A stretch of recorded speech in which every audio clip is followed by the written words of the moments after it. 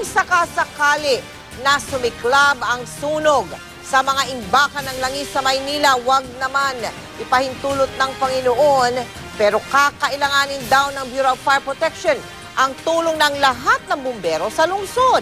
Ito po ang problema. Kulang din ang mga gamit ng mga bumbero. Mula sa Santa Ana sa Maynila, nakatutok live si Salima Refran. Salima.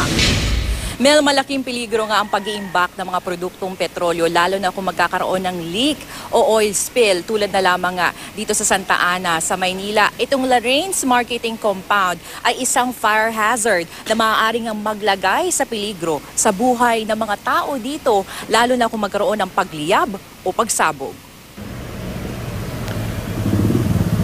Isang chemical truck na ito sa 8 fire truck sa Raha Volunteer Fire Brigade sa Maynila. Ang chemical truck na ito, lagi raw naghahanda sakaling magkaroon ng chemical fire. Lalo pat nagkaroon ng oil spill sa Santa Ana, Maynila, nakalapit lang ng Pandacan Depot.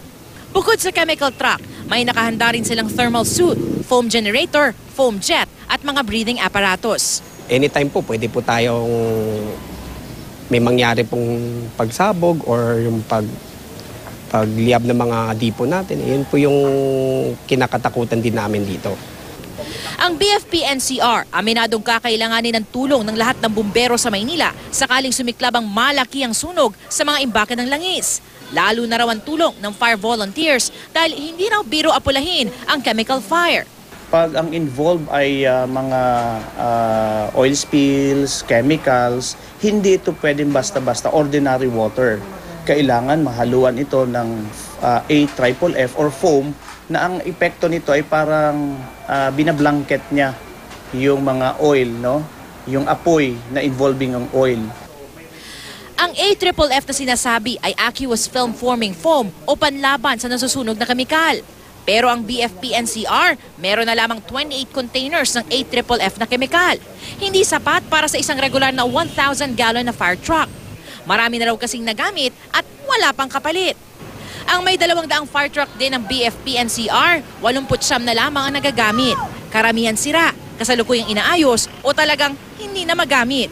Pag may malaking mga sunog, particularly ito at ina-anticipate natin, it needs all the resources of all the government agencies na meron, katulad ng armed forces. Sakaling ilipat naman daw ang depot sa Maynila upang maiwasan ang nakaambang panganib, bulsa naman ng lahat ng masasaktan. Ayon sa isang oil industry expert, bukod daw kasi sa proseso ng paglilipat, may transportasyon pa at lahat daw may katapat na gastos. You will have to pass at least some of it on. Kung ipasa nila total, baka naman babawasan ng demand. I mean, the consumers will respond naman by reducing their purchase. Kanina nga, Mel, sinailalim sa iba't ibang inspeksyon itong Lorraine's compound, no? At nakita yung iba't ibang ang fire hazards. Bagamat inirekomenda na nga ng BFP ng Manila City Hall ang pagsususpinde sa operasyon ng Lorraine's Marketing dahil nga sa iba't ibang paglabag. Ayon naman sa BFP, dapat maging alisto mga residente dito sa paligid at agad mag-report sa mga otoridad kung magkakasunog. Mel? Naku kung yung mga otoridad, kulang din sa gamitan. Paano yun, Salima? Yun nga yung sabi sa atin kanina ng BFP-NCR, no, Mel, no? Kailangan talaga yung tulong ng lahat at yun nga daw dun sa AFFF na kanilang nga pagkukulang ngayon, sabi naman, agad daw i-replenish yung mga yan. Mel? Ay, naku, Harinawa. Maraming salamat sa'yo, Salima Refran.